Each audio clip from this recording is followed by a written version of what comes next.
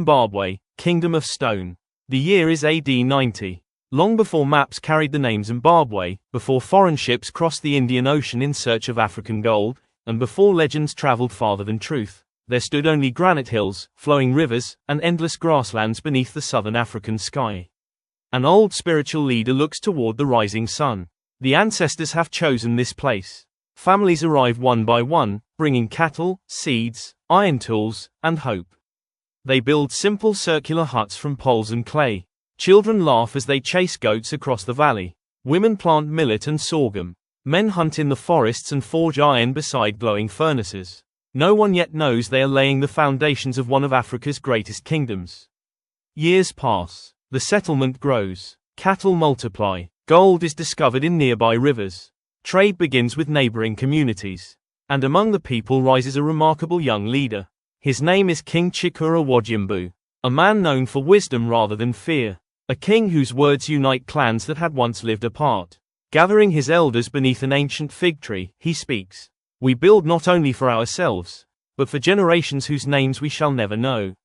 The elders bow. So shall it be. Construction begins. The granite hills become their quarry. Fires are lit against massive rocks.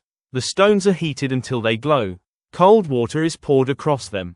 The granite cracks with thunder-like sounds echoing across the valleys. Thousands of workers shape each block by hand. There is no cement, no mortar, only patience, only skill, only faith. Stone after stone, wall after wall, year after year, the city slowly rises from the earth itself. The first great structure crowns the highest hill. The hill complex. Here the king rules. Here ancestral spirits are honored. Here messengers arrive from distant lands carrying news of kingdoms far beyond the horizon. The city prospers. Children become parents. Parents become elders. The walls continue growing. Decades later, King Chikura walks slowly along the unfinished stone walls. His beard has turned white. His grandson walks beside him. The old king smiles. We plant trees whose shade we shall never sit beneath. Soon afterwards, the king joins his ancestors. The drums of mourning echo through the valleys. Yet construction never stops. Because kingdoms do not die with kings. They continue with vision. Generation follows generation. The stone city expands. Massive walls rise higher than elephants. Wide entrances twist to confuse enemies. Every stone fits perfectly upon another. Without mortar, without iron clamps, only extraordinary craftsmanship, the great enclosure begins to take shape. Its walls reach toward the heavens. Within him stands an enormous stone tower. The conical tower. The people whisper many meanings. Some say it represents the king's power. Others believe it symbolizes the kingdom's endless harvests. Only the spirit mediums know the truth. Centuries pass. The kingdom of Zimbabwe becomes wealthy beyond imagination. Gold flows from nearby mines. Ivory arrives from distant hunters. Iron tools are crafted by master blacksmiths. Caravans travel east toward the Indian Ocean. Months later they return carrying astonishing treasures. Chinese porcelain, Persian pottery, glass beads, silks, exotic spices. Merchants from distant lands speak in languages never before heard in the valley. Yet every visitor leaves with the same thought. I have never seen a city like this. The population grows to nearly 20,000 souls. Markets fill with laughter. Blacksmiths hammer glowing iron. Potters shape elegant clay vessels. Children learn the stories of their ancestors. Priests carve magnificent soapstone birds. These sacred birds watch silently from high places, guarding both kingdom and king. The people believe the ancestors speak through them. For many years, peace reigns. But history never remains still. Far to the north, rumors spread of richer goldfields. New opportunities await. One ambitious prince listens carefully. His name is Nyatsimba Mutota, a descendant of the royal house. Bearer of the Wofu, Eland, totem. Strong, patient, visionary, he kneels before the aging king. My king, our people have become many. The land can no longer feed every family. The ancestors call us north. Silence fills the royal court. The elders understand. Expansion, not rebellion.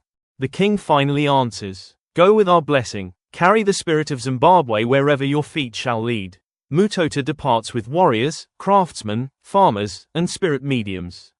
Their long journey leads them across rivers, forests, and mountains. There he establishes a new kingdom. The mighty kingdom of Mutapa. His son, King Matope, also of the Wofu totem, transforms this new kingdom into a vast empire stretching across much of southern Africa. Trade flourishes, power grows, but back at Great Zimbabwe, the old capital slowly changes. Years of cutting trees leave forests thinner. The cattle have multiplied beyond the land's capacity. The rains become unreliable, streams shrink, fields produce smaller harvests. Trade routes shift toward the expanding northern kingdom. Merchants no longer arrive as often. Markets become quieter. Families gradually leave in search of better grazing lands and new opportunities. No single disaster destroys Great Zimbabwe. No invading army burns its walls. Instead, the city slowly exhales, like an old lion surrendering the hunt. Homes become empty. Grass grows between pathways. The royal drums fall silent.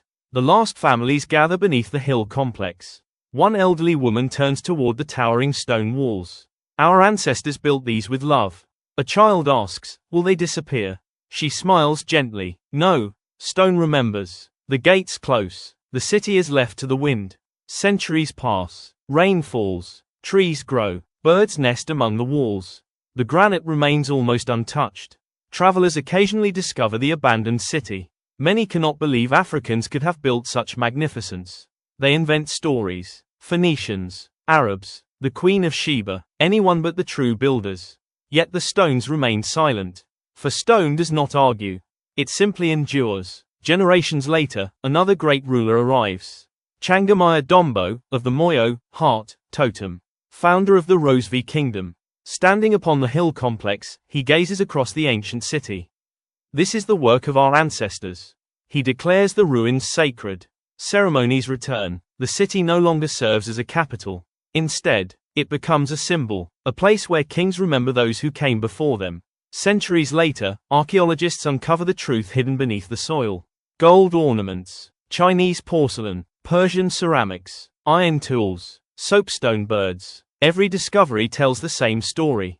Great Zimbabwe was the achievement of an African civilization whose builders mastered engineering, trade, agriculture, leadership, and architecture long before colonialism reached southern Africa. Today, the ancient walls still stand beneath the Zimbabwean sky, nearly 1,000 years after the first stone was laid. Weathered, silent, majestic, not merely ruins, but a reminder that great nations are built one stone at a time, that every civilization leaves footprints for future generations, and that although kingdoms may fade, legends never do.